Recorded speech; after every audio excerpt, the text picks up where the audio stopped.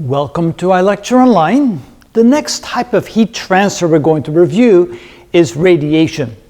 And that one is typically fairly straightforward. So we're going to take it in two steps. The first step is that we have just an object that's radiating out and we do not care about what's surrounded. Empty space at 0 degrees Kelvin. We don't care. So there's only radiation going out and there's no radiation coming back. And so that way we can say that the amount of radiation that gets radiated, the amount of heat that gets radiated is equal to the emissivity, which we typically say it's about 1.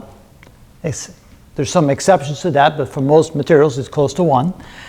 This is the conductivity constant, so not conductivity constant, but this is sigma. This is the radiation constant we need, sigma 5.67 times 10 to the minus 8. This is the surface area of the object that's radiating, and then the temperature of the object in Kelvin, so we have to convert to Kelvin, to the 4th power.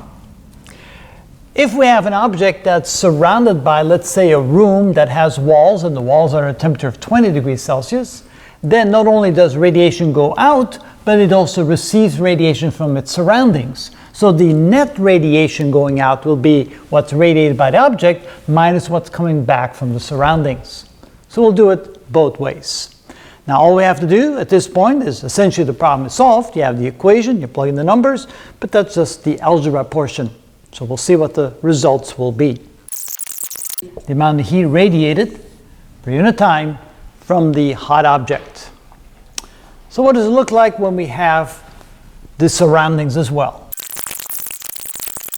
Radiation, in other words, that is the radiation given off minus the radiation it receives back from the surroundings. So the net loss will be 1359 watts, but if it's somewhere in the middle of nowhere, in the middle of space, then that would be the radiation relative to the coldness of space. And that is how it's done.